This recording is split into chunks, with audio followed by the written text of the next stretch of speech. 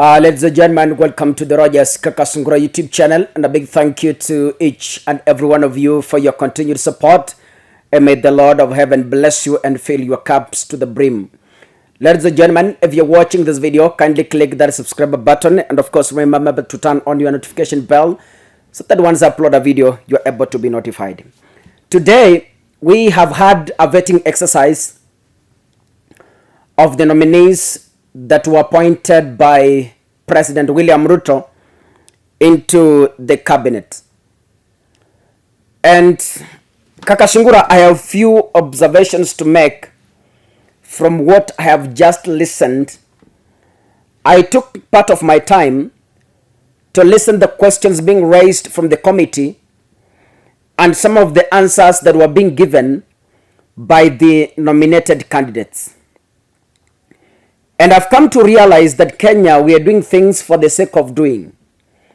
We do things as the formality. Has someone ever told you that even in an employment is not done during interviews? I don't know if someone has ever told you that. So if you are applying a job and you have never been contacted before the interview, don't waste your time going into that interview. Why? Because employment was done long time ago, before the due day. That is Kenya. That's how we do things, and they will never change. That is our culture, and it's in us. We are grown with it. We have instilled it into our children, and that is how we were brought up as Africans. Now, whatever was going in Parliament, to say the least, was just nothing but treating Kenyans into comedy. It's just a formality and nothing will change. Don't tell me that out of the nominated list, there is one member who will be turned down by that committee. Forget. That's just a formality to treat Kenyans into an episode. Ladies and gentlemen, I was looking at the responses given, especially I want to focus on the former National Assembly Speaker Justin Muturi, who has been nominated to take over as the Attorney General in Kenya Kwanza government. But then something caught my attention, that Justin Muturi, in 36 years, he made 300 million. 36 years, I mean up to last year, 2021, around November, he had made 300 million. And this is what he said in public, and I quote from his official tweet.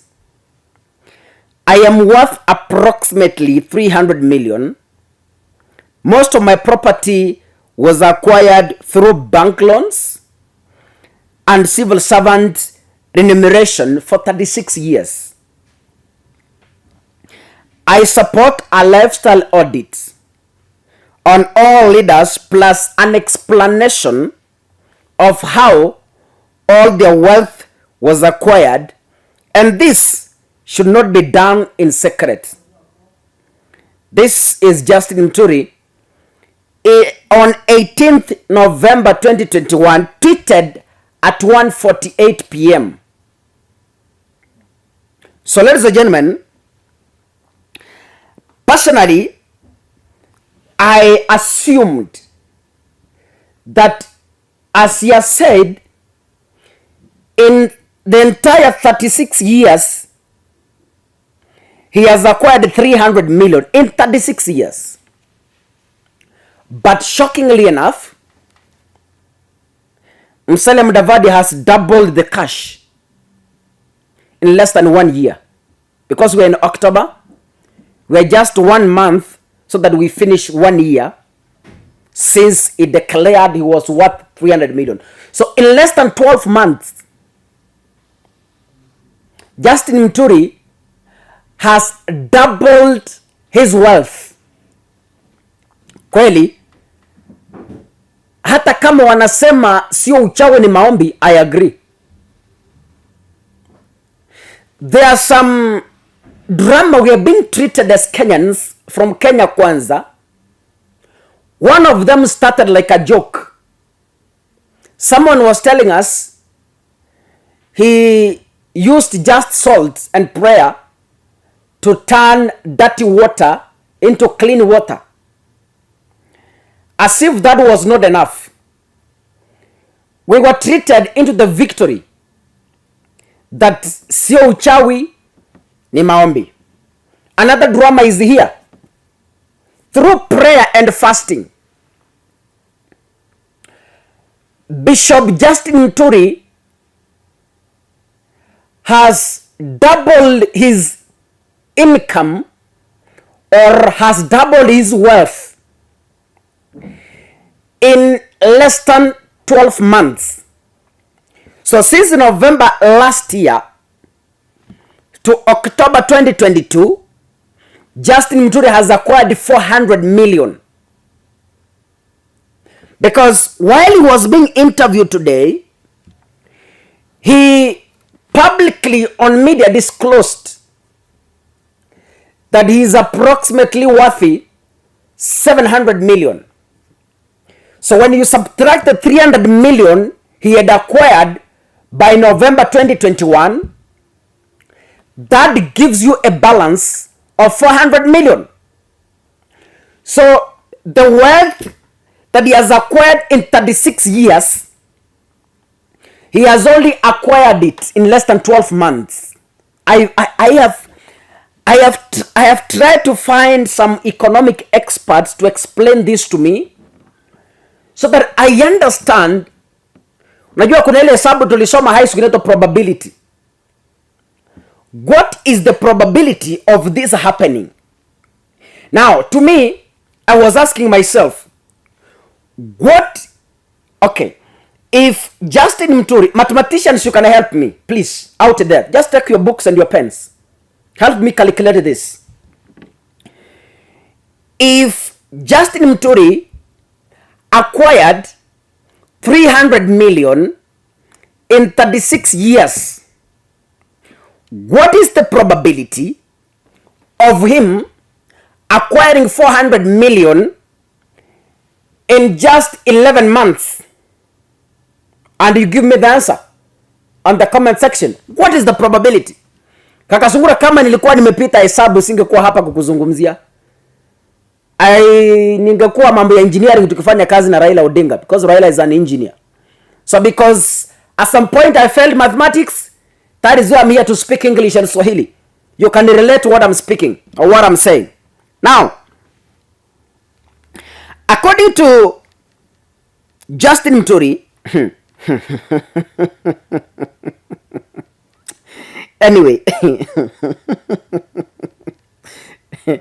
now today, you heard what he said. Number one, the cash acquired here is through bank loans, civil servant remuneration. But then, how is he acquiring the 700 million from him? He said his wealth is from farming. So it means he started farming after acquiring 300 million. So he started farming so that, because the exploration of 300 million was not in the farming business, according to him, by then. And the consultancies. He also said that he is getting his retirement pension from the 10 years he has served as the Speaker of the National Assembly. When did Justin Muturi retire from the position of Senate Speaker? Just recently, last year. So hata kama alikuwa anapewa pension, because pension is far much below the salary he could get in a month. Now, ladies and gentlemen,